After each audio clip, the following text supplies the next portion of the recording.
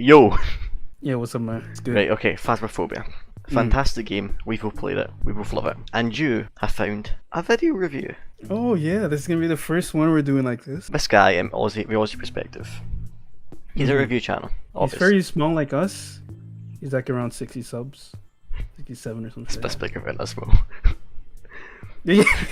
Oh, well, if you add up our other channel, man. He's obviously quite new at reviewing. Mm-hmm. He does seem inexperienced. So this is... I think this is good. I think for whoever who watches this, this isn't a personal attack towards this guy. No. This is, this is just his criticism towards his own criticisms, as with this series is. Yeah. And if he happens to watch this himself, which he probably won't, but if on that minuscule chance he does, I would totally take this video as a kind of not the way we're saying we're fucking gurus at reviews here, but I think there's some good stuff we want to talk about here that he could take on and do a better video, make his videos better. We don't need to be experts in this. There's some stuff that, like, even we notice. If it's stuff we notice, then other viewers may have noticed as well. You know. Right, so it starts off in the video with our summary on the game. As a kind of introduction to someone who's never played Phasmophobia before. It's an okay summary. Not the best, but it's an okay summary, and he explains the game quite well in a short amount of time, in less than a minute. Although I will say at the start, he's got this kind of video playing in the background of him playing the game, and he's talking over that as he's playing. Horror game that exploded in popularity in the latter half of 2020. At first, when I first started watching, I thought that like he was reviewing it in real time, as he was playing it, and I saw I don't know. That was a little strange. You don't see that too often.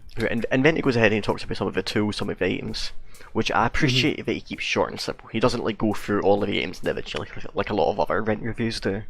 He just he broadly speaks about them, which is good. Well, what I liked is like his humor. He like incorporates humor in the review, and it doesn't feel like out of place.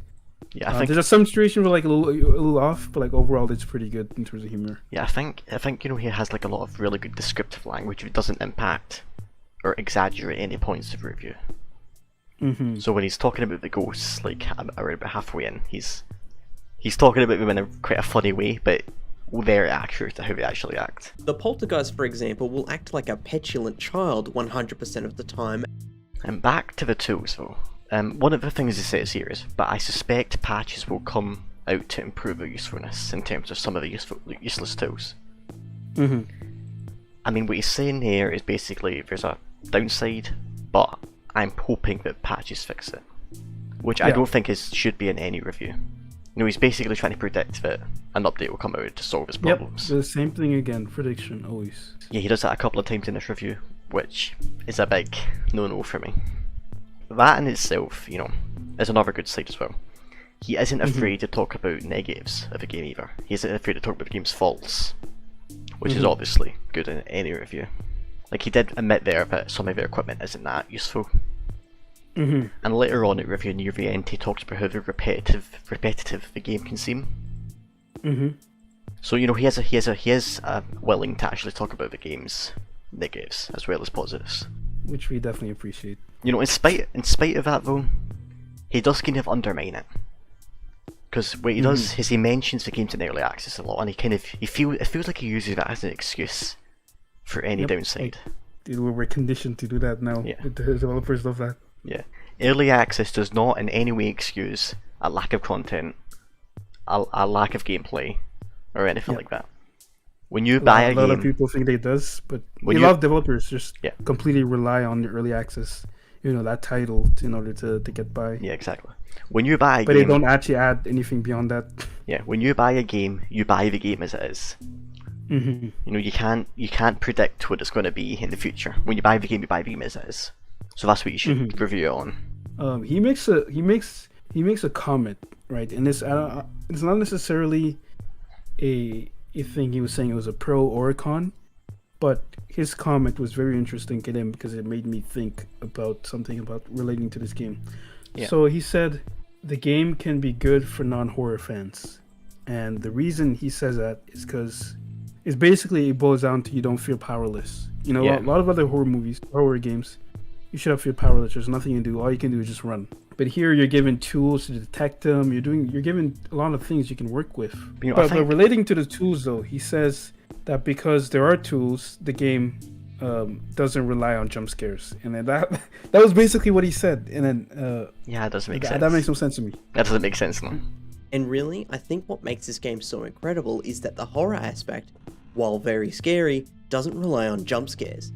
The game makes you feel scared because you're about to face off with a ghost, but it gives you the tools to do what you need to do. Yeah, does not make sense at all. Because first off, the game does have jump scares. Yeah, when you're sitting around like in a cupboard or something, and all of a sudden you hear, that's a jump scare. Yeah, it is. Jump scares don't only need to be visual; they can be audio. They can be so many things. Like, despite that, though, I think overall he has a very good explanation of how the game plays. You know, I think if you watch this video and you just watch this video alone, you can get a decent idea of what you're expected to get. You can get a decent idea of what to expect in the game. Now, while we're on the topic of how he explains things, there are a couple of instances where it seems like he's over-explaining something, if you get what I mean.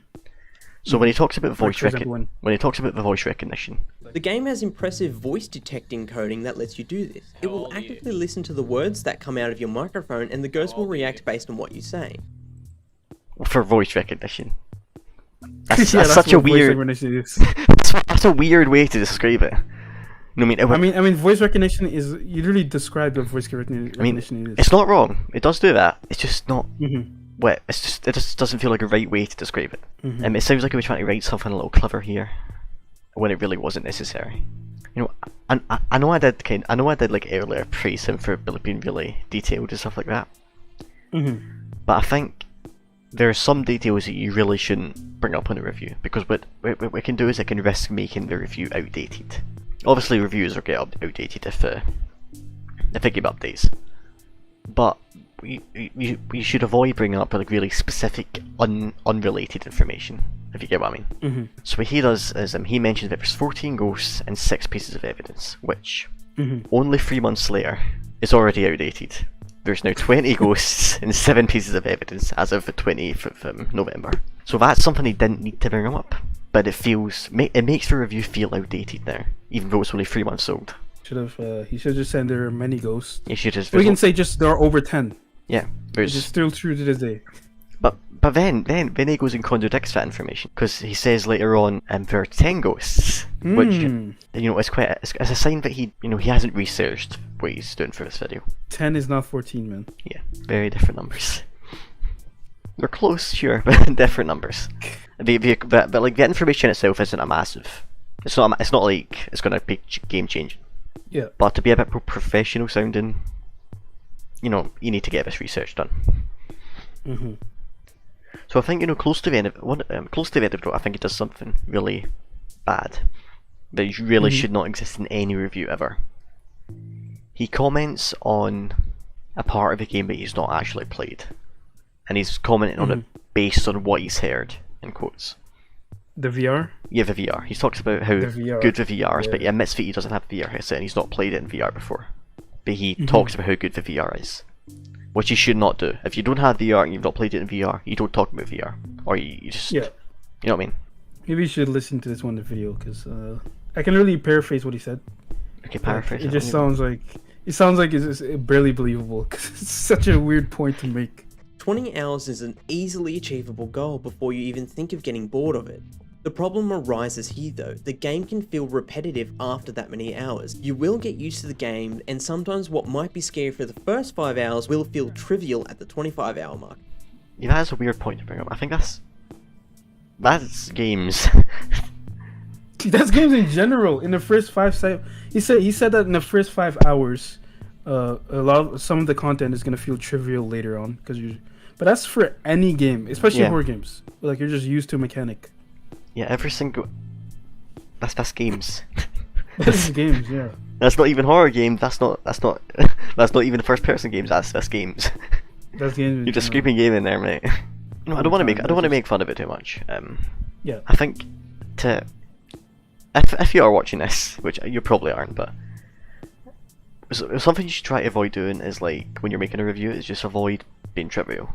If you need to, every single point you make, you should ask yourself, does this add to the review? Does this actually contribute anything? If the answer's no, Mhm. get rid of it. And another example of them doing that is when he says you can play this game with anyone at any internet connection. With any internet connection. Yeah, yeah. And I mean, that's not true at all. yeah. You need. Not only is that untrue, because we had a friend who specifically was having many Yeah. internet connection issues. Oh my You god, shouldn't that was feel funny. feelings. That was actually funny. Yeah. No, if That you was want a to turn it into a comedy game, get somebody with any internet connection. That's it for my negatives, but I have some final comments. For final comments, okay, okay. Go to 918. 918, okay, give me a second. Yeah. And before you go, dude, right? Mhm.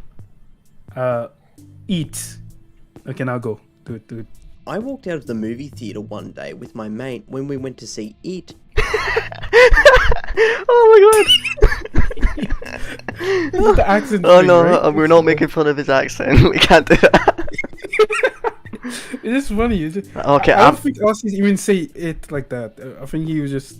I don't know what. I don't know. You gotta leave that in. You gotta leave that. Okay, That's gonna be a okay. final funny. Okay, moment. if you're watching this, you're free to make fun of my accent. Yeah, his, not mine, not mine. No, it's a secret. You Can't can't. do that 'cause I'm black. You can't touch moles. That's racist. Yeah, you can't. That's something interesting to mention. This is the most viewed video on this channel. Something little fact there. That's numbers we were never going to get more. Exactly. And we're jealous, man. That's why we're Yeah. making fun of your accent. Yeah, fuck you and your accent.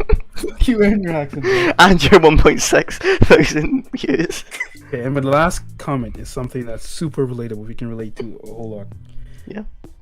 I kind of want. I just kind of want this part to speak for itself. So start at 12:05, 12:05. and you finish roughly at 12:15. I plan on doing a video every week. Video every week until I lose my sanity, and like I think he's there lost. for a month. That sounds like us. That sounds like us. I think he's lost his sanity. Look, we can't complain. You know, our last channel fucking died because we just got Yeah, lazy. that's what I'm saying. It's so relatable. Yeah. It's so relatable. You know, our channels are basically the same at this point.